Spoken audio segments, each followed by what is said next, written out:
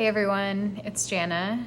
Happy almost Virgo full moon and happy ending to Saturn's transit through Aquarius. This is such big energy that's pouring through from the last 3 years as we've experienced Saturn moving in and out of Aquarius, starting in early March or mid-March of 2020.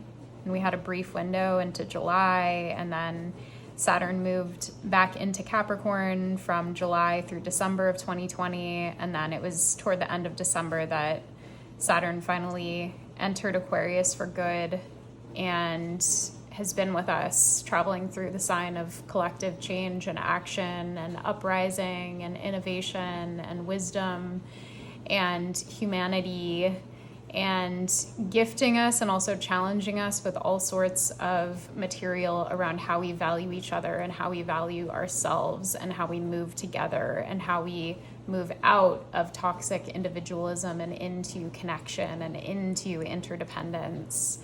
And I think it's really beautiful that our full moon in Virgo is occurring on the same day as Saturn enters Pisces. It's a really, really potent day for us. I've been getting messages about this full moon for months, and I think have even shared with a couple of you personal rituals that would be valuable for you each to perform, to kind of tap into this energy and really yield it, or I should say wield it for your own personal growth and your own personal good. In this reading that we're going to do today, I'm going to focus on the collective messages that are coming through for our little community here on Patreon. And this also extends a little bit more outward to just my following and folks who subscribe to my content who might come across this. Today I'm working with the Akashic Records and also with Tarot and also with a couple Oracle decks. Just to introduce you to what we're working with here, we have... And also, by the way, I'm sorry if you get background noise. I just feel like I need to keep the windows open today, and I have the dishwasher going. So working on the setup. It'll get better as we go, I promise, in the months to come. But for now, this is what we're working with. So over here, we have the Wild Unknown Tarot. I'm going to be using these. I already pulled cards, haven't looked at them, but these are 3 cards to represent how to be with ourselves through these shifts. Now here we have the Modern Nirvana Oracle. I don't know, for some reason our guides are really interested in talking about food today. So we are talking about food. We're talking about what to eat to honor the shift. I keep hearing messages around that. So Virgo, it's to like focus on this material expression of the transit. So, hey, I have no idea what's going to come from that, but that's the question. This single tarot card right here from the beautiful Lilithur Tarot by Little Darkness is going to be advising us on how to step into greater humility through these shifts. And then finally, the Reclaim Oracle, also by Little Darkness, is going to be advising us on what to take with us from Saturn's transit through Aquarius. I think that's all I have to say. Let me just take a moment to make sure we're all muted and silent here so we can dig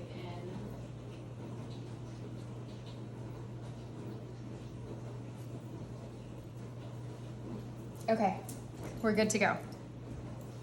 Let's get into it. So our first question is how to be with ourselves through these shifts. First, we have the Lovers. The Lovers is inviting us into sacred reclamation of the parts of ourselves that we once shoved below the covers and into our crevices, into our cracks, into our shadowy places. This is parts work. This is the unification of the parts within us that want to live in concert with one another, but that have been for a long time disjointed and sort of disconnected from our center, from our whole. So one of the things that's being asked of us as we move into Saturn and Pisces and on this Virgo full moon in particular, I would say the 3 to 4 days after this full moon are a significant and really potent time for us to connect in with the sacred energy that's available to us with this full moon and with Saturn entering Pisces. Like the word, I don't usually speak so sort of like woo-woo, but it really does feel sacred. It feels like there's a sort of, there's a level of like honor that our guides are wanting us to bring to this shift. And that involves ritual, that involves working at our altar, even if our altar is like, 5 square inches on a bookshelf or on a table, whatever it is, just take a moment to connect with that space, to charge that space with your intention, to focus on what it is that you're ready to let go of, to shield or to shed, to sacrifice as we move into this new era with Saturn and Pisces.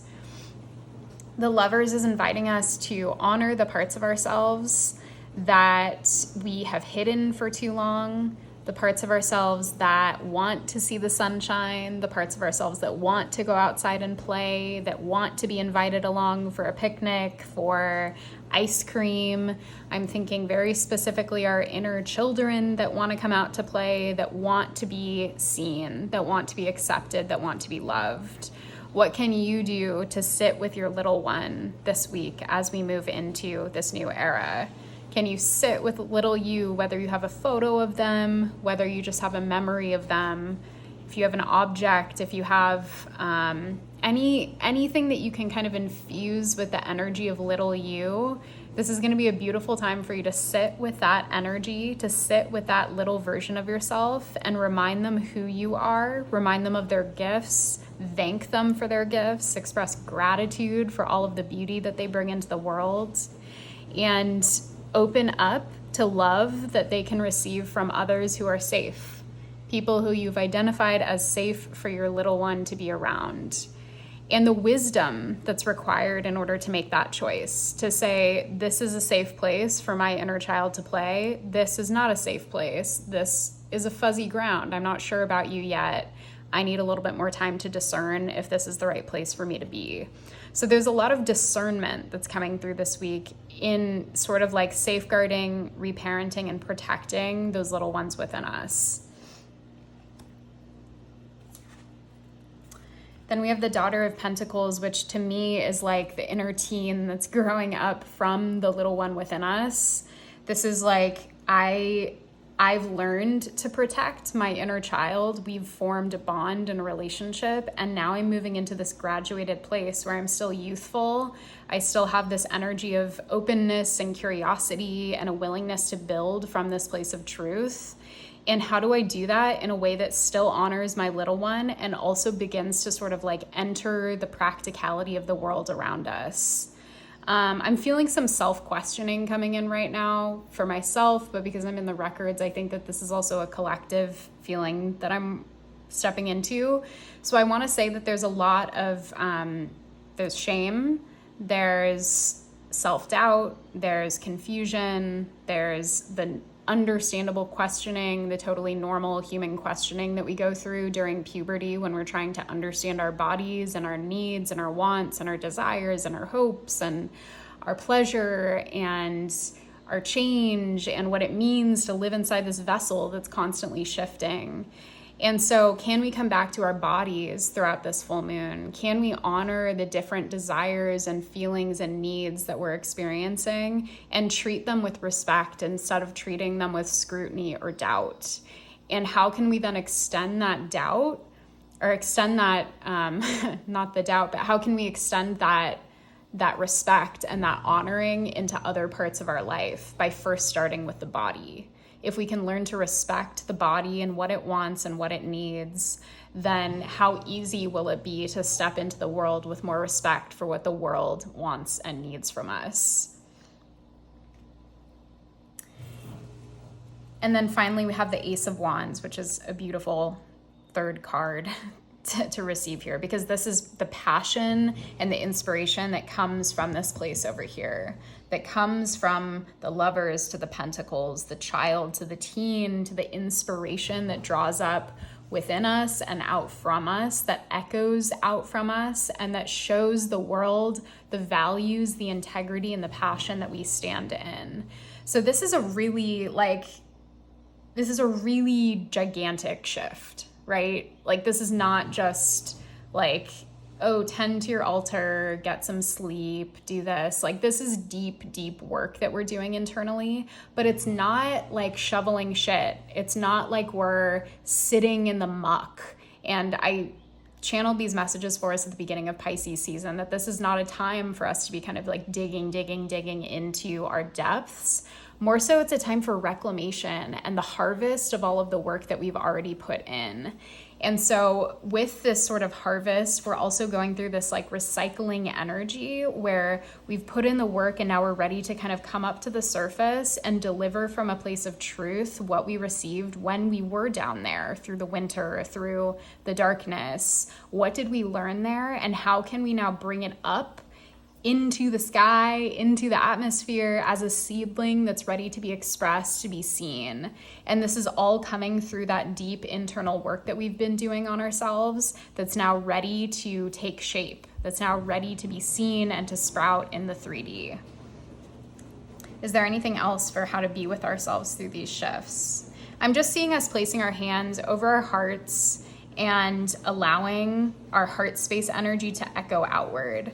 You might want to say I think it's the Ho'oponopono prayer. It's beautiful, ancient Hawaiian prayer. You can look it up if you want to hear the full thing. They have YouTube videos where you can listen to the entire extended prayer. But the most basic prayer is just saying aloud, I'm sorry. Please forgive me. Thank you. I love you. I'm sorry. Please forgive me. Thank you. I love you. I'm sorry. Please forgive me. Thank you. I love you. This is a very Saturn in Pisces prayer. It's rooted in compassion. It's rooted in respect for the role that we each play in our own suffering.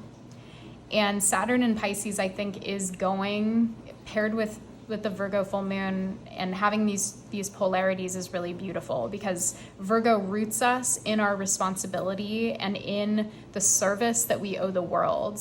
It roots us in the consequences of the material actions that we take, whereas Pisces opens us up to self-compassion and universal compassion. Pisces is like Christ consciousness. And so to have the moon in Virgo, the sun in Pisces, and Saturn in Pisces, we're moving on this like polarity of compassion and responsibility, compassion and responsibility. And that prayer, I think, is a beautiful way to kind of move into that energy with a little bit more intention and grace. And if we can ground in that, if we can ground that practice and commit to it, whether it's saying it aloud 5 times once a day, or finding some type of cadence that works well for you, or doing a completely different practice, whatever it is, engaging with something ritualistically and something that tunes into the energy of compassion and responsibility or accountability is going to be a really magical way for us to step into this energy more fully and with intention. And Saturn loves intention. Okay, let's move on to the eat question. What to eat to honor the shift? Know thyself. Okay, so it's actually making sense now. This is so connected to what we were just talking about, the progression through the Lovers, Pentacles, and then the Ace of Wands with this body honoring. Knowing thyself is also knowing what the body needs. It's knowing what the body wants, everything we just talked about. And so an intuitive eating practice, especially this week, is going to be really powerful. It sounds may be strange, maybe it doesn't sound strange, but it feels strange to channel that message because I don't often talk about food in these readings, but food is so important. It's what we put inside of our bodies that echoes outward. It's how we fuel ourselves. It's the energy we receive. And there's something about cooking. If you're able to make yourself a meal this week, or have someone else make you a meal this week, if that's possible for you, and to ensure that the energy and intention that's going into that meal is aligned with you. So if you're cooking for yourself, you could say aloud the intentions that you want to infuse that food with. A person that I really respect, Lauren McGurin of Herbal and Spiced, you can find her on Instagram. She's a kitchen witch, a chef. She's also created a tarot deck specifically kind of inspired by food. She talks a lot about how she weaves together magic in the kitchen and how she imbues her meals with the loving intention that she wants to receive from them. So that's potentially a resource if you want to kind of dig deeper into that practice. There are, of course, loads of people who talk about this kind of stuff, but it feels really important that we're really connecting with ourselves as we eat and before we eat. Of course, like barring if you struggle with kind of compulsive relationship to food, or if it's triggering for you to even think about shifting your eating practice, then absolutely please do not mess with that at all. Again, it's just a matter of knowing thyself, knowing what your boundaries and limits are, knowing what your needs are, and doing what is necessary for your body, for your vessel, regardless of what other people have to say about it. Honestly, fuck everyone else who has anything to say about it. It's simply rooting in the truth of our own nourishment and understanding that we are our best advisors when it comes to how we care for our vessels. I want to read the card description aloud, just in case it contains some extra messages. So it starts with a quote from Rumi: "You are not a drop in the ocean. You are the entire ocean in a drop."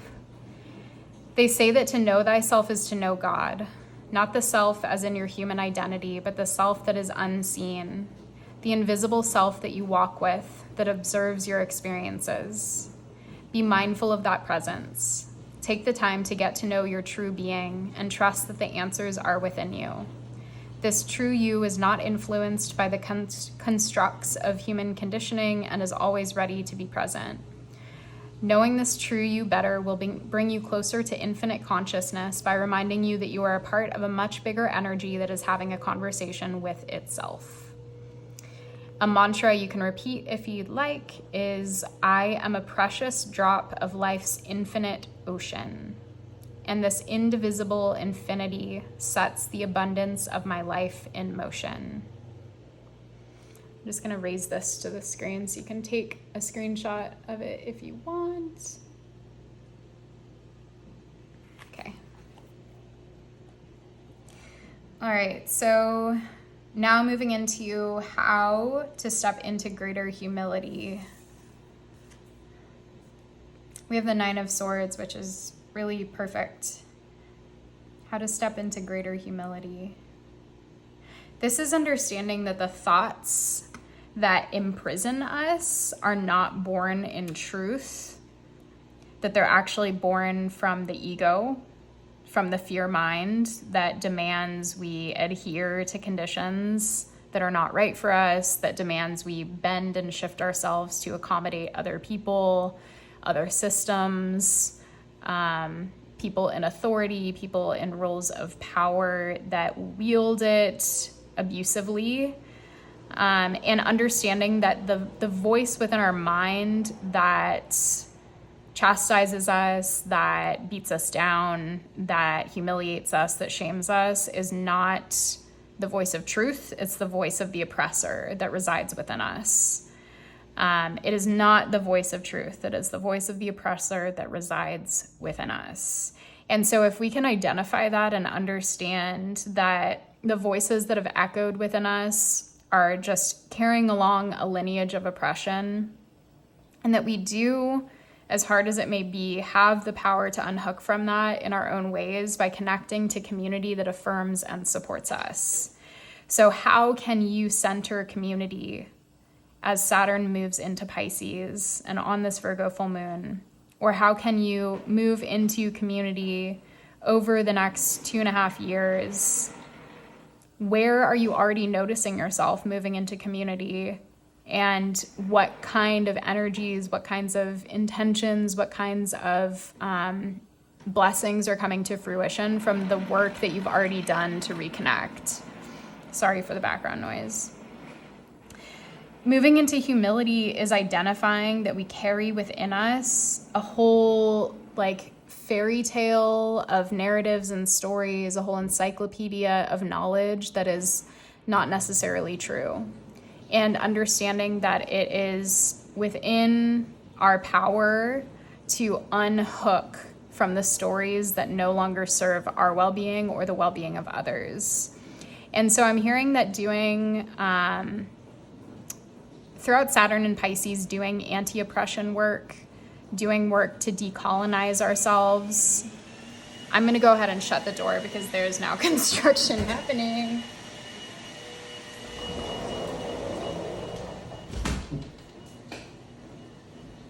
Okay, I'm so sorry. Doing work to decolonize ourselves, our minds, our practices is a really beautiful way to move through this Saturn and Pisces transit, to bring in compassion, to bring in a deeper connection to our spirituality that in many ways is rooted in truth, that is not rooted in story, that is rooted in truth. And the Nine of Swords, the beliefs that we have about ourselves are just a reflection of the external world and everything that is sort of corrupt in the external world. So if we can identify that, that's actually a move toward humility, because we recognize that we are the product of our environments, we are the product of our culture, we are the product of our world and the systems that exist in it. And so we do, though, as the magicians in our own lives, have the power to move beyond. And of course, that relies on community. That relies on forging bonds that are rooted in truth, respect, and authenticity. And so stepping into greater humility for us is first recognizing that, and then setting off on a path or just taking another step in the same direction of the path we're already on, toward unhooking from the stories, from the conditioning, from oppressive systems as best we can, while working to subvert them as we have to still operate within them. Okay, and then finally, what to take with us from Saturn in Aquarius. First, we have boredom. I'm going to turn over all of these because I feel like they're going to work in concert with each other pretty well. Boredom, power, and change. Okay, so the boredom card is really interesting. That this one's calling me first. We're getting sick of our own shit. And we're getting sick of the shit outside of ourselves that no longer belongs, that is so clearly corrupt and outdated and disturbing and inhumane. And so it's we're not only we've experienced so much outrage and upset over the conditions of our world and the conditions of our people.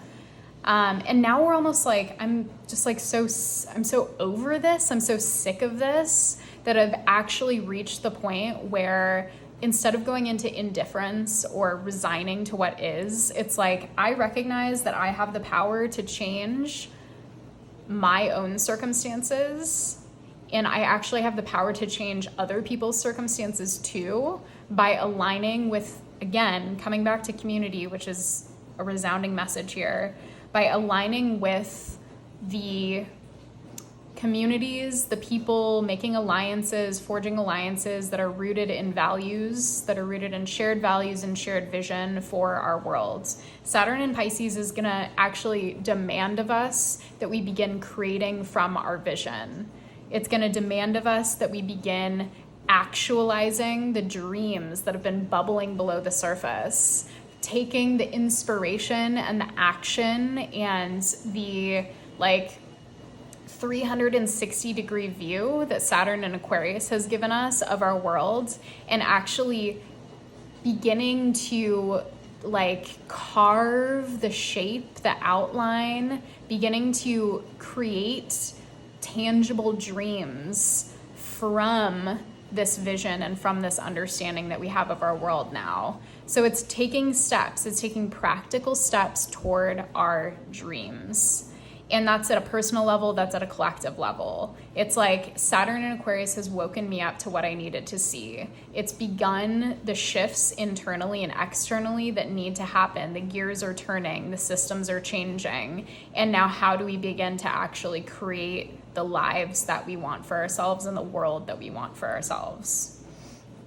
Is there anything else that we need to receive here before we close up? They want me to pull one more card just with a final message. Regret and curiosity. Okay. Okay, so this feels very, very Virgo full moon to me. If you know Virgo moons in your life, often Virgo as an archetype is a sign that deals with a lot of regret. Like I mentioned earlier, Virgo kind of has to deal with the consequences of actions, whether those consequences are actual material consequences or psychic, emotional consequences, the guilt and the shame that we might feel over choices that we made, over actions we took that may have harmed us or harmed others. And so with Saturn and Pisces, again, we're bringing in that counterpoint of compassion. I can both take accountability for my past while also showing myself compassion for moving in ways that made sense to me at the time.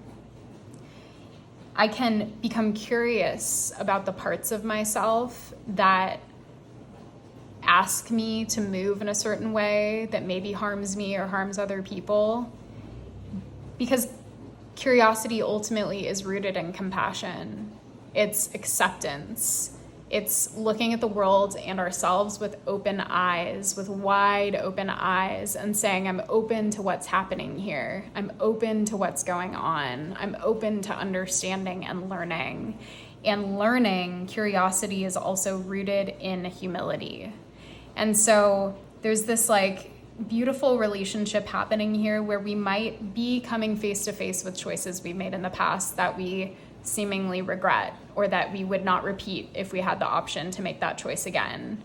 And we're given the opportunity to show ourselves compassion for the choices that we did make and to show ourselves curiosity.